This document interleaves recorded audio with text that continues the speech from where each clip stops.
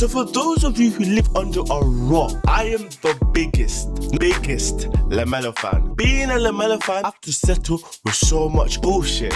So many just shit takes. But as the number one LaMelo fan, I'm not gonna let that slide. I have to defend my GOAT. Now I got this merch on my timeline. I saw this video pop up. The most confusing NBA star. But looking at the thumbnail, I'm seeing All-Star, All-NBA, failure question mark. I'm blindly reacting to this because if he says some certain stuff, I might need to have a word. What age could you tell Melo was built for this? At what age? Before he came out the womb. Okay, it's giving me like documentary kind of stuff, you know? A teenage experience that I would not want. I worry about the youngest son, Randy. I really do. He's not like Lonzo. There's an article on ESPN.com right now that calls LaMelo Ball the most hated high school athlete of all time. Can he handle it? Most hated? By who? By who? You determined that. I don't think it's about hated. Even at the time, I don't think he was most hated. I think people did all say he was overhyped. Kobe, Kevin Garnett, LeBron, all of them really came from like the newspaper kind of era. Like you hear about it in the news. LaMelo Ball, he was hooping since 16. 16 ever had a phone. So he was actually like, I would say the first like proper superstar, American superstar that was like documented. Like you've watched him, you've seen him on social media. You knew about his name before the NBA. And then obviously had Zion who blew up. But all the other people kind of blew up once they hit like college or close to college. He was blowing up as a family when he was 13 years old. So when he was going to Lithuania, here, there, he was already up. Now it's becoming more common, obviously, with like Cooper Flag. There's now a few more younger people as well. Even when Wemby was coming, like people kind of knew that a bit about him. But the man was one of the first. Will he ever be as good as his brother? Who cares, right? They've already got a TV show, they got a shoe, and everybody's famous. LaMelo, I float between, wow, this guy's amazing, and then there's other nights where I'm like, what is he doing out there? Whoa. The average length of a lottery contract is 4 years for one reason. Within 4 years, NBA teams expect a prospect to become a player. It's a standardized timeline. But how many NBA players have done that? In the first 4 years, how many NBA players, lottery picks, let's say, lottery picks, in the first 4 years, what have they actually achieved? So it's currently 2026. So let's go back to 2022 and onwards. Alabama Coward, 2022. One All-Star, Rookie of the Year first team, and the youngest to score 20-point streak in 6 games, blah, blah, blah. Next, Cade Cunningham. What's Cade done? Okay, 2 All-Stars. Okay, both of them being recently All-NBA third team and Rookie of the Year first team. All right. 2020, this is LaMelo's year. Obviously, LaMelo wasn't first pick, but the first pick, mind you, the first pick went to the Minnesota Timberwolves. I don't even know how they got that pick. So out of all the lottery picks, he actually got to a good team and he's achieved 2 All-Stars. Fair enough, All-Star selections. No, not even 2, 4 All-Star, a gold medal, Rookie of the Year, conference finals. He's actually done decent. Now let's look at the team he joined. Obviously he's going to do decent with that team. But all the other previous people didn't have a team like that. Zion, Cat, Timberwolves, in 5 years had 2 lottery picks. Irvin, Anthony Davis. Lottery picks don't go to good teams. So how do you say that after 4 years they should receive something in return? Clear checkpoints for front offices. It's a standardized timeline. A limited window with clear checkpoint is a trial. A mostly judgment-free campaign focused on development. Year 2 is a test run. An opportunity for players to step into their future. That's where he got his All-Star. The trials that come with it. By year 3, those young talents are supposed to be big-time performers. Big time? In 3 years? Perception around them hardens into reality. Generally, this approach works. Players who succeed become pillars of the franchise. Players who don't are tossed aside as but sometimes I want you to name a lottery pick who was already now, who did it all in 4 years. Who made your level, you said there were... Fourth season, the perception around them hardens into reality. Generally... So, not even just big-time talents, reality. That perception is brought to reality. Name me them. Name me those lottery picks. I'm doing my research. Unless it's Kobe, maybe LeBron. 4 years, no. Well, come on now. Just say crazy expectations. This approach works. Players who succeed become pillars of a franchise, and players who don't are tossed aside as failed experiments. But Pillars of a franchise in 4 years. Today we're 6 years removed from the 2020 draft. That's 2 entire seasons past the proving phase. And there's Really? one unresolved case. LaMelo hasn't staring proven us straight himself. in the face. Not Anthony Edwards, the first overall pick who seems to ascend to new layers of superstardom. Anthony Edwards, you can give him that. But he'd had time to develop. Why? Because he wasn't even carrying his team. He's now doing it now because Cat's gone. But he had a lottery pick. But mind you, had 5 years. So a lottery pick has been in the NBA for 5 years. And then they got another new player. A year, not James Wiseman, the toolsy big man who couldn't quite put it all together. It's LaMelo Ball, the public prodigy who has eluded categorization for his entire life. He's a litmus test that's gone on for too long.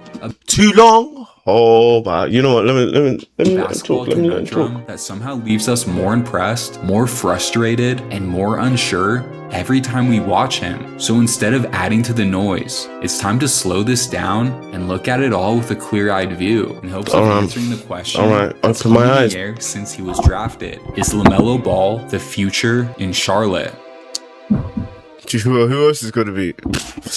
In Charlotte, his future role was already penciled in. After a decade of Kemba Walker stepbacks, the franchise was entering a new era, and they wanted their new 19-year-old showrunner to lead them 19 into as well. it. In some cases, teams try to prepare their future floor generals by putting as much on their plates as they can, overloading them with responsibility, hoping that they'll be better for it in the future. But the Hornets didn't take this approach. They didn't need to. Between Terry Rozier and Devontae Graham, Charlotte had a backcourt capable of keeping the team afloat during the regular season, and that allowed Exactly.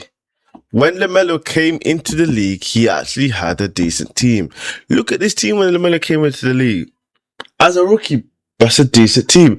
Not as good as the Timberwolves, I should say, but it was a decent team. Melo to operate as the wild card. His job was to play within the structure and flow of the game, while finding moments to let his absurd creativity shine. It was a patient plan that emphasized I don't like that word, refinement over absurd acceleration. creativity. And as the year went on, it looked like the best thing for him. At first, he was inconsistently explosive. 20-point outbursts with reckless passing one night, a cold shooting night balanced by some efficient playmaking display the next. And then a synthesis of the two widened the eyes of the entire state of North Carolina, considering all the question marks that were hanging over his head when the year began. This felt like an ideal opening act. I mean, he hadn't even turned 20 yet, and LaMelo Ball was already an important contributor on an NBA team. And with each passing month, Easily. he was only getting better. His aimless drives were turning into direct and intentional Aimless? downhill attack. Yo, like, I understand you're talking about LaMelo, blah, blah, blah, but you're using certain descriptive words that I don't think should be used. Aimless. Come on now. You can say wild or this or that, but aimless drives. LaMelo finishes amazing at the rim. You're forgetting he's 6'7". He's taller than most point guards. If he drives, puts his hand above, his hand is going to be uncontested. Unless there's help coming from the center, he's good. He's good. His errant passes were being replaced by outlandish dimes that made his high school highlights look modest. The inconceivable, reckless heat checks. Yeah, actually those were still there. But within the context of that season, they were acceptable. That's the jersey I for a got. rookie who raised his perceived ceiling every time he stepped on the floor. By the time award season rolled around, he wasn't a small market story. He was a national headline. He won the Rookie of the Year race in a landslide. Easily. No one could compare him that year. The Hornets battled through the East and secured a berth in the play-in, although it ended quickly with a resounding loss to the Pacers. The excitement was singing through the Carolina sun. Finally, after years of draft misses, their top 3 pick looked like a home run, and if he could maintain this trajectory, Buzz City would have a bona fide superstar on their hand. The following season, the staff felt emboldened. The pre-draft tape didn't lie, and the concerns about his occasional decision-making lapses felt overblown. He could be Cash a money. functional, even high-level player in this league. Now it was time to see if he could be even more. This time, LaMelo would start in every game he played in and serve as the primary initiator for the vast majority of possessions. I remember More this. shots, more drives, and more Look at that opportunities to leg. solidify his place with the franchise. And almost immediately, I remember rose this to the alley as well. elite. That alley, bro. I saw so many clips that I reposted. No, I didn't even repost it. This is back when you couldn't even repost stuff on TikTok, bro. That long ago it was. I remember that The alley. youngest Ball brother was operating as the primary engine of an NBA offense, and he was doing it in a way that looked genuinely sustainable. His shot diet was optimized for the modern game. His frame allowed him to find passing lanes that were off limits for most point guards. Precisely. The thing that really started to come into focus was the creativity off the bounce. Usually there's a trade-off with oversized point guards. They tend to be a little stiff in their movements. That's not a crushing weakness, more of a limitation they have to work around. But it was obvious that LaMelo Ball didn't have that limitation. It wasn't just the control, the speed, or even the audacity required to pull off some of the moves this maniac was trying. It was how natural. Let's not refer to LaMelo Ball as a maniac, please. That's the last time I'm gonna warn this guy. Cause I might dox you. No, I'm joking.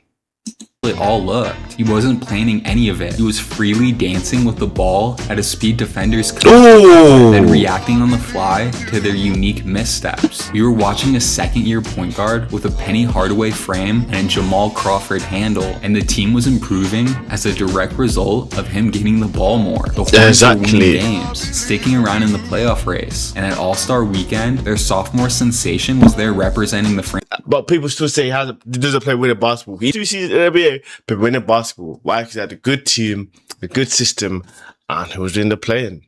Not even the playoffs, I think. It was like, they were like 6th in the East. Weak East, obviously. Draft class to be honored as an all-star. First as well, but people still forget that. But he always had an all-star before and 7 years before falling in the play-in for the second consecutive season. But then again, that was irrelevant. Charlotte wasn't ready to compete yet, and they didn't even have a young core in place to compete one day. But now, it's starting to look like they had their foundation. A 6'7" showrunner with skills that were ripped straight from an NBA Street video game. They'd sit through 2 more play-in losses if they had to. All that mattered was that the Hornets and his drip tuck. Golly! Expectations were reasonably high heading into 2023, not only for LaMelo, but for the team at large. After all, they had been in the play-in for both of the last 2 seasons. With this roster and an improved LaMelo Ball, a legitimate playoff berth didn't feel ridiculous. They were starting to dream again in Carolina, letting their minds drift to theoretical futures of volcanic offenses and home playoff games. Unfortunately, those dreams never got off the ground, thanks to 3 consecutive and increasingly severe ankle injuries. Ball would only play 36 games for the team, which is not his fault. Spent working his way back into form. The Hornets won 27 games. The excitement simmered, and the 3rd checkpoint had been delayed. Instead of watching their star ascend to national prominence, fans were treated to a depressing year filled with Terry Rozier pull-ups and Kelly Oubre threes. But there was a silver lining here. Charlotte was back near the top of the lottery, and after their tears dried from missing out on Brandon Miller, oh my gosh, getting Brandon Miller. Fucking hell. Pick in the 2023 draft. They landed on Brandon Miller. Amazing pick. At least now they had a potential I want him to come to the Nets, but the fact he went to Hornets, dynamic wing attacker, linked up with LaMelo, you know, amazing, amazing. Sure, having to wait an entire calendar year to see their franchise star take his next step was less than ideal, but getting to watch him develop with a scoring complement was worth the price. LaMelo came into the season healthy and hit the ground running. The Hornets were working through the early season inconsistencies. Because obviously he doesn't want to say what year it is, but it's year 4, guys. Year 4. LaMelo came back from his injury, got injured 3 times in year 3. Then usually accompany young teams. And then it happened again. Another ankle injury. Ball did his best to get back on the court by January, but the soreness never went away. So after 8 more games, Charlotte shut him down. It had been 2 years with 58. Loki, this was dark, but again, I think this is the one thing that Charlotte actually did right. Saw your star player who was hurt previously last season, only played 30 games. They played 82, so you only played 30 games. They didn't even play half the season. Got injured again early in the season, came back, was sore, You know, you're not playing no more. That's smart. The momentum he built up over his first 2 seasons entirely stalled. All-Star Weekend felt like a distant memory now. At the beginning of the 2025 season, LaMelo Ball was facing a new the Hornets weren't ready to give up on him. They knew his potential was too high to punt on, but 2 years is a lot of time. Enough time for the franchise to come under new ownership, clean house in the front office, and install a new head coach. In other words, all those people who had professional investments in LaMelo were gone. Of course, the newcomers all gave Ball public votes of confidence in the media, but they had also been brought in for a reason. Charlotte was not a successful basketball team, and at this point, they've never been a successful basketball team. I've been saying this, bro. The concept of optimism was starting to feel foreign. Jeff Peterson was brought in to right the ship, and in order to do that, he needed to form his own perceptions, starting with a one-time All-Star who had spent the majority of his last 2 seasons in street clothes. The good news was the team's new head coach, Charles Lee, had a system that played directly into LaMelo's strengths. Coming over from the title-winning Celtics, Lee believed in a fast-paced, collaborative brand of 5-out basketball that encouraged his players to get up as many threes as possible. In theory, that meant wider driving lanes, quick trigger teammates, and a greener light than LaMelo had seen since high school. Alright, probably not that green, but you get the point. He's still green, he cashed it with the dynamic playmaker's style, and early, the returns were encouraging. There were some nights where the field goal attempt numbers started to get pretty ridiculous, but the brilliance was shining through often enough to balance it out. The new style was working, and this group of decision makers was discovering why the previous regime saw LaMelo Ball as the future. Then, the injuries showed back up. This time there was no nagging sprains or season-ending fractures. Instead, it was soreness in his ankles and wrists that wouldn't leave. It didn't keep him out entirely, but it was a regular interruption. Soon enough, it started to affect his rhythm, and then it took a toll on his percentages. LaMelo was shooting career lows across the board. I remember this. Games I do actually remember this. Nosedive toward the lottery, and finally, late in March, Charlotte shut him down once again. That's one of the annoying things as well, obviously being a European person, you know, wanting staying up, wanting to watch your player play, and obviously have soreness, he's not playing up to his best, getting injured, blah, blah, blah. This will going to be last season. But like, what, 3 years of injuries? That makes sense. Other players started off their career injured. Now look at them. Obviously, I'm not going to say he's those players' level, but like, things happen. It doesn't define you. Right here, we'd love to be generous and write this off as another season stolen away by injuries, but that would be reductive. In reality, no, he's been playing this season. 7 games, a little more than half of the season, and he looked uninspiring. Whoa. Uninspiring? No, like, they're looking way back than they were looking before. Mind you, they've got a rookie who's going band for band against Cooper Flag. I glaze Cooper. But this white boy, he's cash. Him, Miller, and Ball. Oh, niggas better watch out.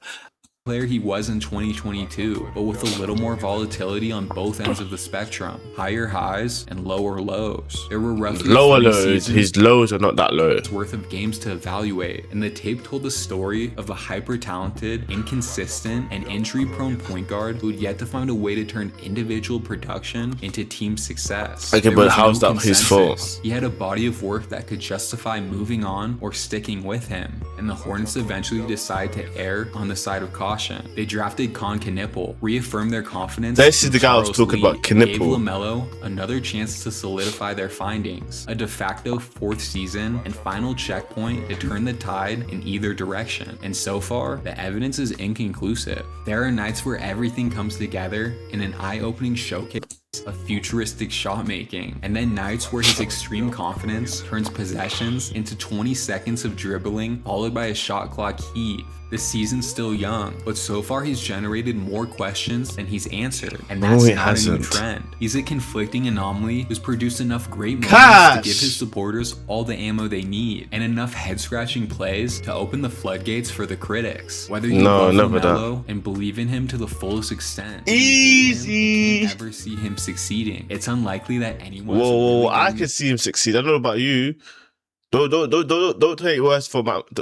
Don't speak for me. change your opinion. We aren't going to try and move the needle in either direction here. Instead, You say you're not trying to move the needle to what positive, negative. Bro, it's definitely not positive the way you've been talking about my boy.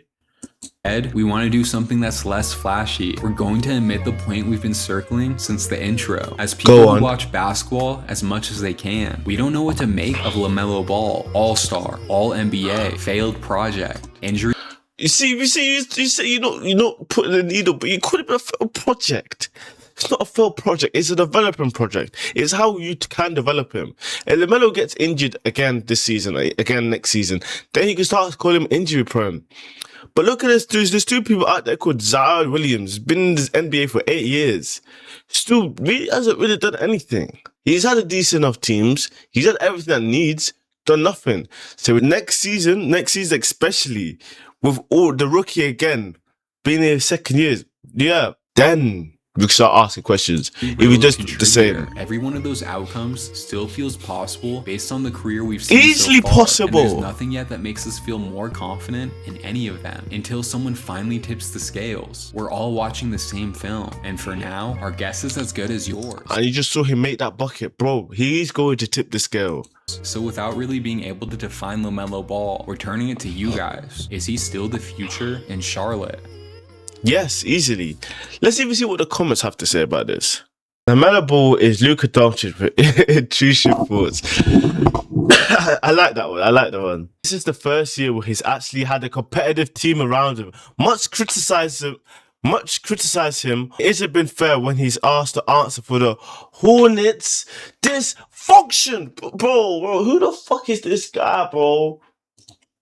Whoever this guy is, he deserves to get his dick sucked. Developed further, became a star on the team, but those injuries basically always catch up to him. Hopefully, this mid-20s, blah blah. You see, all these people are so optimistic about him. They actually think about it from the wider picture. Imagine you got drafted to the Spurs, who let him develop, blah blah blah. Yes, because look at Wemby. Look how Wemby developed. Even when Wemby wanted to play hella minutes, Spurs said, "Nah, Wemby, you're not playing. Wait, you are a future. You're not playing." And say LaMelo is going to do something in the future. And that's what I'm saying. I will continue to glaze LaMelo Ball to the day I die. If I meet LaMelo Ball, that will be the best day of my life.